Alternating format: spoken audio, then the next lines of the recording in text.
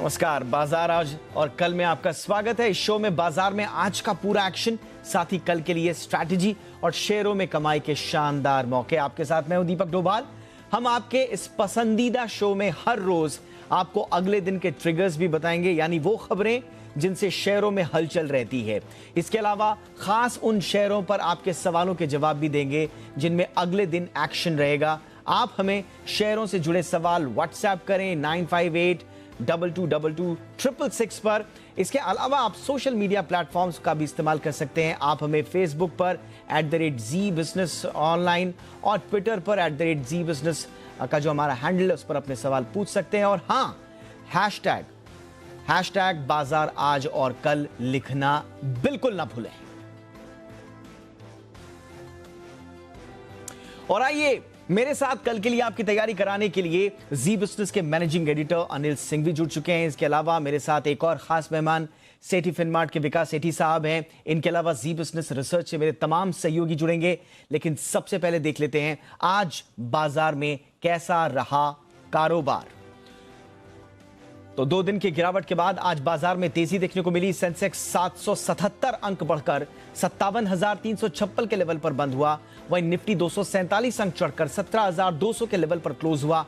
Bank Nifty की अगर बात करें तो 322 अंक दौड़कर 36,400 के पार यह बंद हुआ है।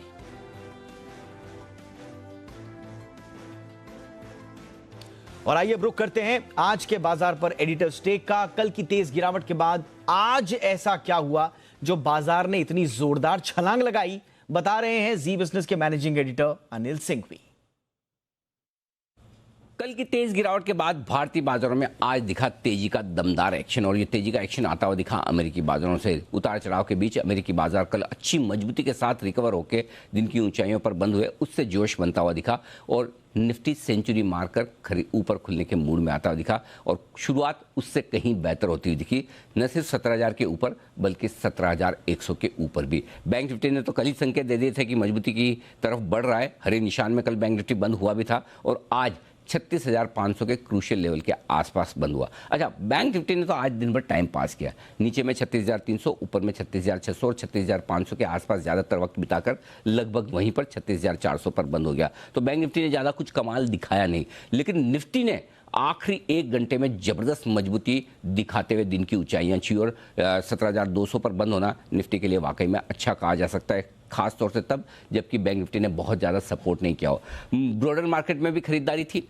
लगातार आप देख सकते हैं कि बढ़ने वाले शेयरों की संख्या ज़्यादा रही गिरने वालों के मुकाबले में। तो खरीदारी के पीछे एक कारण तो ये था कि ग्लोबल मार्केट से सपोर्ट आता दिखा। दूसरा, मंथली एक्सपायरी का हफ्ता है। कल की कमजोरी के बाद बाजार काफ़ी हद तक ओवरसोल्ड हो चुके थे निफ्टी और बैंक निफ्टी पर। पोजीशन हो गई लाइट। एफआईज की लॉन्ग पोजीशन इंडेक्स में घटकर रह गई 43%। तो कितना बेचेंगे, होना भी तो चाहिए ना पोजीशन। तो उस लिहाज से एक शॉर्ट कवरिंग फ्रेश खरीदारी आना तय थी। तो आज के सेशन में आप देखेंगे वायदा कारोबार में कुछ शॉर्ट कवरिंग और कुछ खरीदारी के आंकड़े आपको एफआईज की तरफ से भी आते हुए दिखेंगे और इंडेक्स में भी थोड़ी बहुत खरीदारी इंडेक्स फ्यूचर्स में होती हुई नजर आई। तो ओवरऑल कह सकते हैं कि ग्लोबल मार्केट्स की मजबूती के साथ एक रिकवरी वाला ट्रेडिंग सेशन रहा। और अच्छी बात यह कि निफ्टी पर हम दिन के हाईएस्ट लेवल के नजदीक जाकर बंद हुए और बैंक निफ्टी भले 36,500 के ऊपर बंद नहीं हो पाया, लेकिन बुरा भी नहीं, 36,400 के आसपास की क्लोजिंग।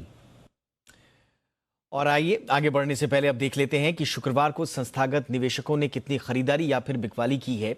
एफआईएस यानी कि विदेशी संस्थागत निवेशकों ने कैश मार्केट में करीब 1,174 करोड़ रुपए की बिकवाली की है।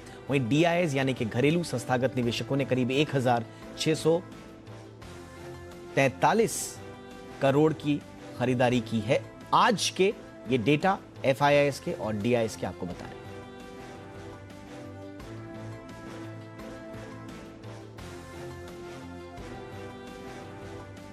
और अब हमारे खास मेहमान का रुख करते हैं। हमारे साथ हैं सेठी फिनमार्ट के विकास सेठी साहब। सर, बहुत बहुत स्वागत है। हम जानेंगे कल पोजिशनल और लॉन्ग टर्म में किस शेयर में एक्शन दिखेगा। बड़ी बेसब्री से सेठी सर सब इंतजार कर रहे हैं आपकी फेवरेट कॉल्स का, पोजिशनल और लॉन्ग टर्म। बिल्कुल दीपक, देखिए आज तो बाजार में एक शानदार तेजी का दिन देखा। जो कल बहुत ही एक भारी गिरावट आई थी, उसके विपरीत आज बाजार में अच्छी खासी तेजी थी। और वो भी तब थी जब हमारे बाजार काम कर रहे थे। उस समय डाउ में ऑलरेडी नेगेटिव ट्रेड कर रहा था। हालांकि वो गिरावट अभी बढ़ी भी है, बट स्टिल हमने बहुत ही रेजिलेंस दिखाते हुए एक अच्छी खासी तेजी करी। अब जहां तक मेरी पोजिशनल पिक का सवाल है, मुझे पोजिशनली रुचि सोया करंट लेवल्स पे अच्छा लगता है। हालांकि इस स्टॉक को मैंने निचले लेवल्स पे हाल ही में चैनल पर रिकमेंड किया हुआ है, बट आज एक शानदार तेजी के बावजूद मुझे लगता है कि स्टॉक पोजिशनली अच्छा करेगा, बिकॉज एक तो एक बहुत ही शानदार कंपनी और जिस तरीके से एडिबल ऑयल के प्राइसेस बढ़ रहे हैं उसका एक बड़ा फायदा इस कंपनी को होता है, क्योंकि इनके पास खुद के प्लांटेशन भी है।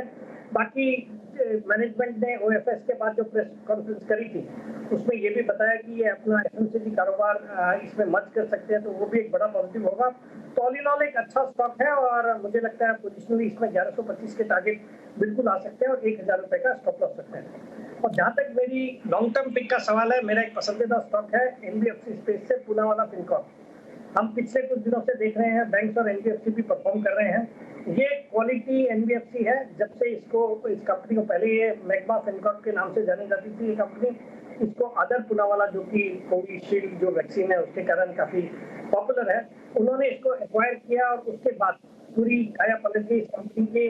बहुत ही अच्छे परफॉर्मेंस आए हैं पिछले 2-3 क्वार्टर्स में और बाकी कंपनी के फंडामेंटल्स में भी अच्छा खासा सुधार देखा जा रहा है। इनके कॉस्ट ऑफ फंड्स कम हो गए हैं, कैपिटल एडिक्वेसी रेशियो अच्छा हो गया है, फिर रिटेल पे पूरा फोकस है जहाँ पे एनपीएस भी कम है।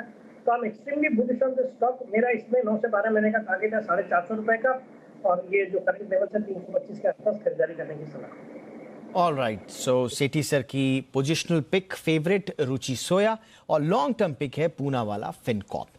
और आइए अब करते हैं बात उन स्टॉक्स की जिनमें कल एक्शंस दिख सकता है। इन शेयरों में निवेशकों को क्या करना चाहिए, इस पर लेते हैं राय सेठी साहब की। पहला स्टॉक है निप्पॉन लाइफ इंडिया का, जिसके नतीजे आए हैं। कंपनी का कंसोलिडेटेड मुनाफा 167 करोड़ से बढ़कर 170 करोड़ हो गया है। सर, आपकी इस पर क्या राय है? देखिए, नतीजों के लिहाज से तो बहुत कोई तोड़फोड़ नतीजे नहीं है, बट स्पेस पे मैं बुलिश हूँ। निप्पॉन लाइफ एएमसी एक अच्छा बिजनेस है और कंपनी भी अच्छी है और इसने अच्छा परफॉर्म भी किया है। बाकी अपने हाइट से अच्छा करेक्ट भी हो चुका है, तो मुझे लगता है करंट लेवल्स पे बिल्कुल होल्ड करना चाहिए या फ्रेश खरीदारी अगर किसी को करनी है तो गिरावट का इंतजार करें, उसमें खरीदारी की जा सकती है। ऑल राइट, दूसरा share AU small finance bank है, जिसके भी नतीजे आए हैं। बैंक का मुनाफा 169 करोड़ से बढ़कर 350 करोड़ रुपए हो गया है। ग्रॉस एनपीए अगर देखें और नेट एनपीए को भी देखें तो यह घटा है। इस पर सेठी साहब की राय लेते हैं फटाफट। सेठी सर।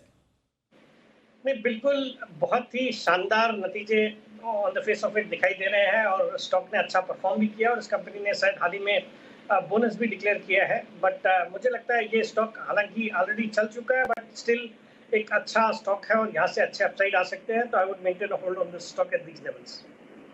ऑल राइट सर, आइए एक और शेयर की बात कर लेते हैं। बजाज फाइनेंस के भी नतीजे कुछ देर पहले ही आए हैं। कंपनी ने अनुमान के मुताबिक ही 2420 करोड़ रुपए का मुनाफा कमाया है। अच्छी बात यह भी है कि इसके भी ग्रॉस नेट एनपीए में कमी आई है। सेठी सर, यहां पर आपकी राय?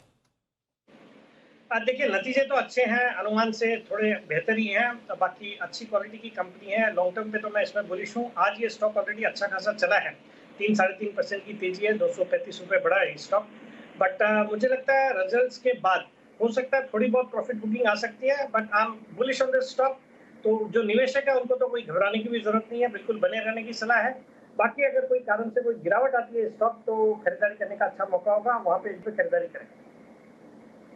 ऑल राइट सर, और अब इस शो में वो सेगमेंट जो दर्शकों का खास है और दर्शकों की डिमांड पर, उनकी पसंद पर ही हमने ये सेगमेंट इस शो में शुरू किया है। दर्शकों के सवाल लेने का मौका अब आ चुका है। हालांकि हम उन्हीं शेयरों को लेने की कोशिश करेंगे जिनमें कल भी एक्शन दिख सकता है। दर्शकों के सवाल लेते हैं जो उन्होंने हमारे सोशल मीडिया पेजेस और एसएमएस के जरिए हमें भेजे हैं। सबसे पहला सवाल हम ले रहे हैं योगेश पंडित का, जो कानपुर से हैं। सेठी सर, हीरो मोटोकॉर्प इनके पास है 30 शेयर हैं और भाव जो इनके पास है वो 2350 का है। इनको क्या करना चाहिए? देखिए दीपक, बहुत ही अच्छे अप ट्रेंड में ये स्टॉक है और यही स्टॉक नहीं, आज हमने बाजार में जो रैली देखी उसको लीड किया है ऑटो स्टॉक्स ने। हमने बहुत अच्छी रैली महिंद्रा एंड महिंद्रा में देखी, हीरो मोटोकॉर्प भी। देखिए, ये जो हाल ही में जो खबरें आई थी, कोई इनकम टैक्स या ईडी की जो रेड थी इनके ऊपर, उसके बाद स्टॉक अच्छा खासा पीटा था और वहां से थोड़ा बहुत रिकवर हुआ, बट मुझे लगता है अभी भी गुंजाइश बहुत है। और बाकी ऑटो सेक्टर पे मैं बुलिश हूँ, तो इस स्टॉक में इन लेवल्स पे तो होल्ड करना है और बाकी कोई भी गिरावट में इसमें खरीदारी करने के मौके ढूंढने चाहिए। ऑल राइट, अब ले लेते हैं जहीर अंसारी साहब का सवाल, जो कि मेरठ से जिन्होंने ये सवाल भेजा है। सेठी सर, HUL के 25 शेयर हैं इन पे 2100 के भाव पर, क्या राय देंगे इन्हें? देखिए, अगर इनका लंबे अवधि का नजरिया है तब तो फिर इनको इस स्टॉक में बने रहना चाहिए। ये एक बहुत ही उम्दा अच्छी क्वालिटी की कंपनी है, बाय एंड फॉरगेट जैसा स्टॉक है। बट शॉर्ट टर्म में बाजार में बाकी जो सेक्टर, बाकी स्टॉक्स को अंडर परफॉर्म जरूर कर सकता है ये स्टॉक। तो मेरी राय में लंबी अवधि के निवेशकों के लिए होल्ड है। बाकी किसी का अगर ट्रेडिंग का नजरिया तो I think one could look for better opportunities elsewhere. मुझे बैंकिंग सेक्टर करंट लेवल्स पे from a short term point of view ज्यादा अच्छा लगता है। बिल्कुल, और वैसे FMCG शेयरों में चौतरफा तेजी भी देखने को मिली है और HUL के कल नतीजे भी जारी आ रहे हैं। सो बहरहाल आगे बढ़ते हैं। अमन सिंह का अब सवाल ले लेते हैं, जो फरीदाबाद से हमें उन्होंने अपना सवाल भेजा है। IEX के 100 शेयर हैं सर इनके पास 238 के भाव पर, बताइए इनके लिए आपकी क्या राय है? बहुत ही अच्छी क्वालिटी की कंपनी और जिस तरह से पावर सेक्टर एक फोकस में है और जो पावर के टैरिफ की रेट है, IEX जैसे प्लेटफॉर्म को तो डेफिनेटली बड़ा फायदा होना है। इस स्टॉक को मैंने आज से 2 साल पहले, मतलब जो कोरोना वाले ईयर की दिवाली में 180 रुपए पे रिकमेंड किया था, वहां से ये स्टॉक आज 5 गुना हो चुका है। मतलब ये स्प्लिट के बाद की ये भाव है। बहुत ही सही समय पे ये स्टॉक दिलाया हुआ था जी बिजनेस के व्यूअर्स को। बाकी इन लेवल्स पे भी ये स्टॉक अच्छा लगता है, खरीदारी करने की सलाह है इन लेवल्स पे भी। बिल्कुल, और अब ले लेते हैं हम सवाल शीतल जायसवाल जी का, ललितपुर से फेसबुक के जरिए इन्होंने हमें भेजा है। बॉम्बे बर्मा के शेयर हैं इनके पास सर, 50 शेयर हैं 850 के भाव पर, इनके लिए आपकी क्या सलाह होगी? देखिए, ये भी एक अच्छी क्वालिटी की कंपनी है, होल्डिंग कंपनी है वाडिया ग्रुप की। मुझे लगता है इस स्टॉक को इन्होंने बहुत अच्छे लेवल्स पे खरीदा है, अच्छे प्रॉफिट्स पे बैठे हैं, but still I would maintain a hold at the current levels. और आज तो करीब 10% उछला भी है ये शेयर। सो सेठी सर की सलाह जरूर आप अपनाएं। आगे बढ़ते हैं। ट्विटर के जरिए एक सवाल हमारे पास आया है सोमनाथ मंडल जी का, कोलकाता से ये सवाल आया है। सेठी साहब, इन्होंने टाटा मोटर्स के शेयर ले रखे हैं 175 और 40 के भाव पर, क्या करना चाहिए इनको? इन्होंने 405 के लेवल पे खरीदा है। थोड़ा बहुत तो इनको मुनाफा हो रहा है, बट टाटा मोटर्स पे मैं बहुत ही बुलिश हूँ। एक बहुत ही अच्छा, आज अभी थोड़ी देर पहले चर्चा भी कर रहा था कि मैं ऑटो स्टॉक्स अच्छा करेंगे और उसमें Tata Motors is one of the very good picks. और बाकी ईवी का एक बहुत अच्छा प्ले है। स्टॉक अपने हाइट से रिसेंटली करेक्ट भी होया हुआ है। मुझे लगता है इन लेवल्स पे इस स्टॉक को खरीदा भी जा सकता है और जिन्होंने लिया हुआ है हल्के फुल्के प्रॉफिट पे है, उनको अभी होल्ड करना चाहिए। यहाँ से और सब्सटेंशियल अपसाइड आने वाले दिनों में इस स्टॉक में देखे जा सकते हैं। ठीक है, सोमनाथ जी के लिए राय। 405 के भाव पर इन्होंने खरीदे थे टाटा मोटर्स के 175 शेयर। आगे बढ़ते हैं। राजू साहब हैं नागौर से, इन्होंने फेसबुक के जरिए हमसे संपर्क किया। सवाल पूछा है सेठी सर, श्री सीमेंट के बारे में 15 शेयर इनके पास 25,000 के स्तर पर, क्या इनके लिए सलाह रहेगी आपकी? बिल्कुल बने रहने की सलाह है। बहुत ही अच्छी क्वालिटी की सीमेंट कंपनी है, बहुत ही one of the most efficient cement companies in the country. और अभी तो ये पूरा सेक्टर सुर्खियों में है जब से ये अंबुजा सीमेंट और होलसेल की जो स्टेक सेल की खबरें चल रही है। अगर वो मटेरियलाइज होती है तो सभी सीमेंट स्टॉक्स की रीरेटिंग होगी। तो I am bullish on this stock fundamentally भी और इस खबरों के चलते भी। मुझे लगता है इस स्टॉक को बिल्कुल होल्ड करना चाहिए और कोई गिरावट अगर कोई कारण से मिले तो खरीदा भी जा सकता है। एक और हमारी कॉलर हैं दिव्या गोरखपुर से, जिन्होंने हमें अपना सवाल भेजा है। ट्रेंड के बारे में इनका सर सवाल है। 500 शेयर इनके पास 1000 रुपए के भाव पर, आपकी सलाह इनके लिए? देखिए दीपक, ट्रेंड में भी इन्होंने बहुत अच्छे लेवल्स पे खरीदा है, अच्छे 27-28% के प्रॉफिट पे बैठे हुए हैं। बट यहाँ से भी सब्सटेंशियल अपसाइड स्टॉक में बन सकते हैं। टाटा ग्रुप की एक क्वालिटी कंपनी है और अभी जो टाटा का नया ऐप भी लॉन्च किया टाटा न्यू, मेरी तो ये राय है कि उसका सबसे बड़ा बेनिफिशियरी ट्रेंड होना चाहिए, बिकॉज इनके कई सारे रिटेल ब्रांड्स हैं, रिटेल प्रोडक्ट्स हैं। तो मुझे लगता है इस स्टॉक में आने वाले दिनों में अच्छी तेजी बननी चाहिए, तो यहाँ पे बने रहने की सलाह। और कल के लिए क्या होंगे अहम ट्रिगर्स, जरा फटाफट से इस पर भी एक नजर डाल लेते हैं। कल के लिए क्या अहम ट्रिगर्स होंगे, बताने के लिए इस वक्त मेरे साथ जुड़ रहे हैं मेरे सहयोगी कुशल गुप्ता। कुशल, ओवर टू यू, बताइए कल के ट्रिगर्स। तो आने वाला मिड वीक सेशन काफ़ी अहम रहने वाला है, जिसमें सबसे पहले आप देखिए नतीजों पर हमारा खास फोकस रहेगा, जिसमें निफ्टी में बजाज ऑटो और HCL अपने नंबर्स डिक्लेयर करेंगे। फिनो स्पेस से देखिए HDFC EMC, IEX, precision systems, engine international, Trent, Indian hotels जैसे स्टॉक्स अपने नंबर्स डिक्लेयर करते हुए दिखेंगे। साथ ही LIC के IPO को लेकर LIC की प्रेस कॉन्फ्रेंस 12:30 बजे होने वाली है। PM मोदी समीक्षा बैठक भी करते हुए नजर आएंगे कोरोना के मामले को लेकर, और इन समीक्षा बैठक के बाद बाद एक डिटेल्ड कोविड-19 एसओपी भी जारी किया जा सकता है। रेनबो चिल्ड्रंस मेडिकेयर का आईपीओ भी खुलता हुआ दिखेगा, जहां पर 27 अप्रैल यानी कि कल आप देखिए 1600 करोड़ रुपए का ये कुल आईपीओ है और आईपीओ प्राइस बैंड 516 से 542 रुपए प्रति शेयर रखा गया है। इनफैक्ट एफडीसी पर भी फोकस रखिए, इसका बाईबैक कल खत्म हो जाएगा और कुल साइज बाईबैक का लगभग 138 करोड़ रुपए का है। और अंत में एबीबी इंडिया यहां पर फाइनल डिविडेंड जो इन्होंने दिया था 5 रुपए 20 पैसे का, वो भी एक्स डिविडेंड ट्रेड करता हुआ नजर आएगा। ओके, और आइए अब देखते हैं कि जी बिजनेस के मैनेजिंग एडिटर अनिल सिंघवी कल के लिए बाजार पर क्या स्ट्रैटेजी बनाने की सलाह दे रहे हैं। जहां तक कल के बाजारों का सवाल है, देखना होगा कि अमेरिका में आज किस तरह का रुझान रहता है, क्योंकि अमेरिकी बाजार भी आजकल बड़े वोलेटाइल हो रहे हैं। हर रोज कभी ऊपर कभी नीचे खुलते हैं, खुलने के बाद दिन भर में बड़ा उतार चढ़ाव और बंद होते होते कुछ और ही। तो कल की तस्वीर काफ़ी कुछ इस बात पर निर्भर करेगी कि अमेरिकी बाजारों में रात को क्या एक्शन रहता है और डाउ फ्यूचर्स कैसे क्या दिखते हैं। लेकिन हमारे बाजारों के बंद होने के वक्त डाउ फ्यूचर्स से लगभग 100 पॉइंट कमज़ोर, और उस लिहाज से हमें ध्यान रखना है कि हम क्या कर सकते हैं। लेकिन हमारी क्लोजिंग जिस तरह से हुई उस हिसाब से हम उम्मीद ये करें कि अमेरिका में सेशन मजबूती वाला ही होना चाहिए। अब कल के लिए जो बड़ा सपोर्ट रेंज है निफ्टी पर 16,975 17,075, ये 100 पॉइंट की रेंज है। स्ट्रॉन्ग सपोर्ट जोन टूटेगी नहीं आसानी से, और ऊपरी स्तर पर 17,275 से लेकर 17,400 तक की रेंज निफ्टी की बन सकती है। जहां तक बैंक निफ्टी का सवाल है, 36,000 से लेकर 36,200 की रेंज आपके लिए सपोर्ट का काम करेगी, और एक बार 36,600 को पार करके अगर बैंक निफ्टी टिक जाता है तो ऊपर में 36,800 से 36,950 तक जाने की तैयारी बैंक निफ्टी की भी तरफ से हो सकती है। तो ओवरऑल रुझान खरीदारी की तरफ है। ग्लोबल मार्केट से बड़ा सपोर्ट नहीं चाहिए, बस गिरे ना, इतना ही काफ़ी है। आज के सेशन के एफआईएस के डेटा भी देखेंगे, उम्मीद कर सकते हैं पिछले 3-4 दिनों के मुकाबले में थोड़ी कम बिकवाली का प्रेशर नजर आए या फिर थोड़ी खरीदारी का, और वो भी थोड़ा बाजार में कॉन्फिडेंस भरने का काम कर सकते हैं। और ब्रॉडर मार्केट में कैश मार्केट के स्टॉक्स में एक्शन भरपूर है, तो स्टॉक स्पेसिफिक तेजी तो डेफिनेटली हो ही रही है, और वो कल के सेशन में भी आपको देखने को जरूर मिलेगी। ओके, विकास सेठी सर हमारे साथ लगातार बने हुए हैं। अब इनसे जानते हैं कि कल इंट्राडे में किस शेयर में एक्शन दिख सकता है। सेठी सर, कल अगर इंट्राडे में कोई ट्रेड करना चाहे तो कहां दाम लगाना सही रहेगा? टारगेट, स्टॉप लॉसेस भी बता दीजिए सर। बिल्कुल दीपक, जो कल इंट्राडे के लिए पिक रहेगी वो बाजार का दिग्गज रिलायंस इंडस्ट्रीज। बहुत ही दमदार तेजी पिछले कुछ दिनों से देखी जा रही है और होनी भी चाहिए, बिकॉज जिस तरह से सिंगापुर के जीआरएम्स आ रहे हैं, फिर जिस तरह से कंपनी परफॉर्म कर रही है, मुझे लगता है यहाँ से भी बहुत अच्छे अपसाइड आने वाले दिनों में prior to declaring its results देखे जाएंगे।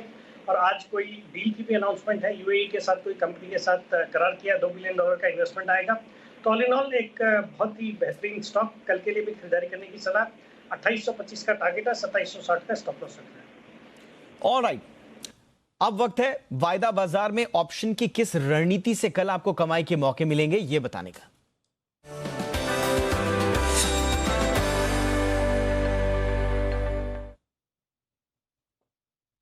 और आज ऑप्शन की स्ट्रैटेजी बताने के लिए हमारे साथ हैं मोतीलाल ओसवाल के चंदन तापड़िया जी। चंदन जी, बहुत बहुत स्वागत। बताएं सर, कल ऑप्शन के जरिए कहां पर मौके बनेंगे? जी नमस्कार, बहुत बहुत धन्यवाद। देखिए, निफ्टी ने पिछले दिनों में नीचे के स्तर से शानदार रिकवरी देखी है, और आप देखोगे लगभग 16,888 से लेके 17,223 तक की रिकवरी हुई है, और ऐसा लग रहा है कहीं ना कहीं थोड़ा और मोमेंटम यहाँ पे बरकरार रहेगा, और सिलेक्टिव स्टॉक्स में अच्छा खासा मोमेंटम दिख रहा है। तो पहले ट्रेड के हिसाब से हम रिलायंस पे फोकस करेंगे। आप देखोगे मार्केट के इस दिग्गज काउंटर ने काफी हद तक पॉजिटिव मोमेंटम दिया है। 2 दिन के हल्के से डिप के बाद जिस हिसाब से वापस सपोर्ट बेस बाइंग आ रहा है, यहाँ पे मोमेंटम बरकरार रहेगा, और कहीं ना कहीं ऐसा लग रहा है कि रिलायंस ऊपर में 2950 तक के टारगेट छू सकता है। शॉर्ट कवरिंग भी यहाँ पे आनी चाहिए। तो रिलायंस का मई महीने का 2800 का कॉल लेने की सलाह रहेगी, जो लगभग 98 से 99 रुपए के आसपास बंद हुआ है। 70 रुपए का स्टॉप लॉस रहेगी। ऊपर में लगभग 160-65 रुपए के टारगेट आपको इस रिलायंस के मई के 2800 के कॉल में मिलने चाहिए। वही दूसरा ट्रेड रहेगा पावर ग्रिड का। आप देखोगे पावर ग्रिड पिछले 7-8 दिन से लोअर टॉप लोअर बॉटम बना रहा था, अब एक मेजर सपोर्ट के आसपास आके टर्न हुआ है, और जिस हिसाब से प्राइस सेटअप बना है, ऊपर में लगभग 238 से लेके 245 तक के इमीडिएट स्विंग बननी चाहिए।